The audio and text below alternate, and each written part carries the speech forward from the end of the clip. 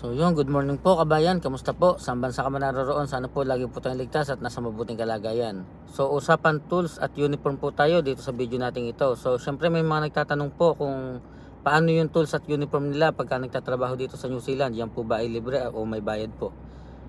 So depende po yan kung anong company po ang pinasukan ninyo o kung anong company nyo dito sa New Zealand. So ako po may mga naging company na lahat po talaga libre. Mula po sa sapatos, pantalon, damit hanggang po sa mga vest, libre po yan. Pero may company rin po ako na talaga pong hindi po nag-issue ng mga uniform.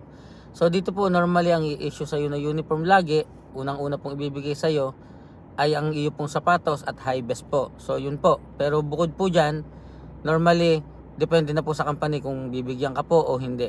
Ang usapin po pagdating po sa uniform dito, meron po mga company na pag nag-resign ka, kinakailangan mong ibalik kahit pinaglumaan mo na, o kaya naman po kailangan mong bayaran ng mga ito kung ito po ay nasira mo na o naiwala mo na. So depende po sa kung anong company ang iyo napasukan dito sa New Zealand. So paano naman po yung sa mga tools? So sa tools depende rin po yan. Kung ang company mo po ay mag-i-issue o hindi mag-i-issue ng tools.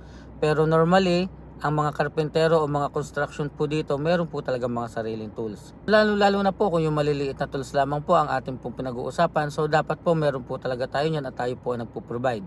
So tayo po bumibili niyan. Pero paano naman po yung malalaking tools? Normally po mga company meron po mga pinoprovide o pinapagamit na malalaking tools para sa ating mga kababayang Pilipino o sa mga empleyado nila. At magkano naman po ang mga tools dito? Medyo pricey po ang mga tools dito kapag bibili ka ng tools. Kinakailangan mo po talaga maglaan ng pera para po diyan o ng budget.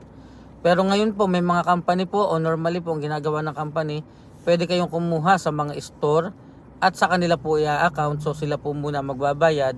Salary deduction po ang pagbabayad nyo sa inyong company. Kaya mas madali po yung ganon. Ibig sabihin hindi ka maglalabas ng buong cash. So company mo muna ang magbabayad, ikaw na lamang po ang magsa-salary deduction kada sahod. So sana po nasagot po natin yung mga tanong kung paano po ang uniform at paano po ang mga tools dito sa New Zealand. Muli kabayan, maraming salamat. Ingat po tayo palagi at God bless po.